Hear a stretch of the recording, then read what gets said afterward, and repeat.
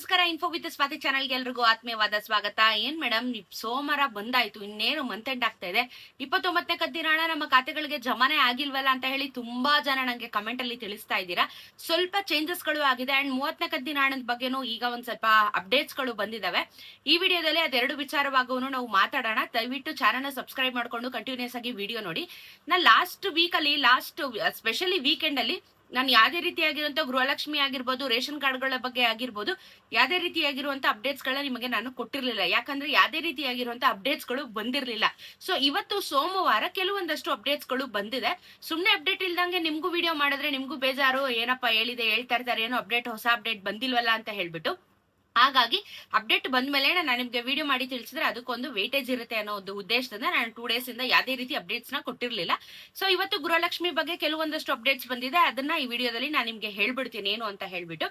So ಈಗ 29ನೇ ಕಂತಿನ ಹಣ ತುಂಬಾ ಜನಕ್ಕೆ ಬಂದಿಲ್ಲ. ಕಮೆಂಟ್ ಅಲ್ಲಿ ಇವಾಗ್ಲೂ ತೆಗೆದು ನೋಡಿದ್ರೆ ಬಂದಿಲ್ಲ ಅಂತಾನೆ ಕಮೆಂಟ್ ಹಾಕ್ತಾ ಇದ್ದೀರಾ. ಎಸ್, 29ನೇ ಕಂತಿನ ಹಣ ಎಲ್ಲರ ಖಾತೆಗೂ ಇನ್ನೂ ಜಮಾ ಆಗ್ಲಿಲ್ಲ. ಸೊ ಏನ್ ಮಾಡಿದ್ರು ಅಂತಂದ್ರೆ, ನಮಗ್ ಗೊತ್ತಿರೋ ಹಾಗೆ 4 ಹಂತಗಳಲ್ಲಿ ಗೃಹಲಕ್ಷ್ಮಿನ ಜಮಾ ಮಾಡ್ತಾರೆ.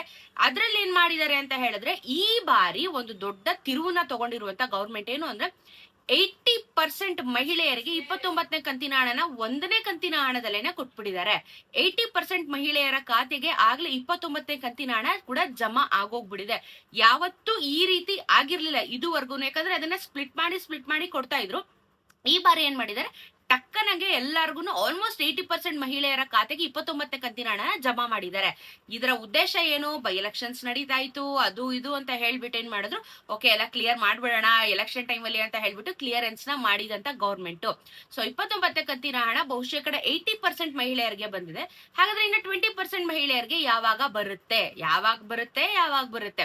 ಅದು ಈ ವಾರದಲ್ಲಿ ನಿಮ್ಗೆ ಜಮಾ ಆಗುತ್ತೆ ಖಂಡಿತವಾಗ್ಲು. ಬಿಕಾಸ್ ಈ ವಾರ ಆಗ್ತಾ ಇದ್ದಂಗೆ ನಮ್ಗೆ ಆಲ್ಮೋಸ್ಟ್ ಈ ತಿಂಗಳು ಮುಗಿಯುತ್ತೆ. ಸೊ ಮುಗಿದ ನಂತರ ನಿಮಗೆ ಹೊಸ ಅಪ್ಡೇಟ್ ಕೊಡ್ತೀನಿ ನಾನೇನು ಅಂತ ಹೇಳ್ಬಿಟ್ಟು. ಈ ವಾರದಲ್ಲಿ ನಿಮಗೆ 29ನೇ ಕಂತಿನ ಹಣ ಯಾರಿಗೆಲ್ಲ ಪೆಂಡಿಂಗ್ ಇದೆ ಇದು ಕ್ಲಿಯರೆನ್ಸ್ ಸಿಗ್ತಾ ಇದೆ. ಸೊ ವರಿ ಮಾಡುವಂತ ಅವಶ್ಯಕತೆ ಇಲ್ಲ. 29ನೇ ಕಂತಿನ ಹಣ ಏನ್ 20% ಮಹಿಳೆಯರಿಗೆ ಬರಬೇಕು, ಅದು ಈ ವಾರದಲ್ಲಿ ಕ್ಲಿಯರೆನ್ಸ್ ಸಿಗುತ್ತೆ. ಓಕೆನಾ, ಆರಾಮಾಗಿರಿ, ರಿಲ್ಯಾಕ್ಸ್ ಆಗಿರಿ. ಯಾಕಂದ್ರೆ ಅದೇ ಬೈ ಎಲೆಕ್ಷನ್ ಇದ್ದಿದ್ ಕಾರಣ ಅವ್ರು ಈ ರೀತಿ ಚೇಂಜಸ್ ನ ಮಾಡ್ಕೊಂಡಿದ್ರು. ಬಟ್ ಇವಾಗ ಅಮೌಂಟ್ ಜಮಾ ಆಗುತ್ತೆ ಈ ವಾರದಲ್ಲಿ, ಚಿಂತೆ ಮಾಡಬೇಡಿ.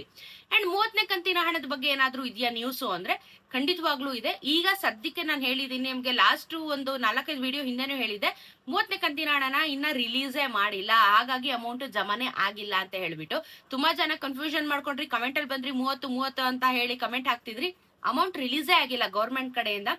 ರಿಲೀಸ್ ಆಗಿಲ್ಲ ಅಂತಂದ್ರೆ ನಿಮ್ಮ ಖಾತೆಗೆ ಹೇಗೆ ಬರುತ್ತೆ? ಸೊ ರಿಲೀಸ್ ನ ನೆಕ್ಸ್ಟ್ ಮಂತ್ ಫಸ್ಟ್ ವೀಕ್ ಅಲ್ಲಿ ಮಾಡ್ತೀವಿ ಅಂತ ಹೇಳಿದ್ದಾರೆ. ಬಟ್ ಇನ್ನು ಕನ್ಫರ್ಮೇಶನ್ ಇಲ್ಲ.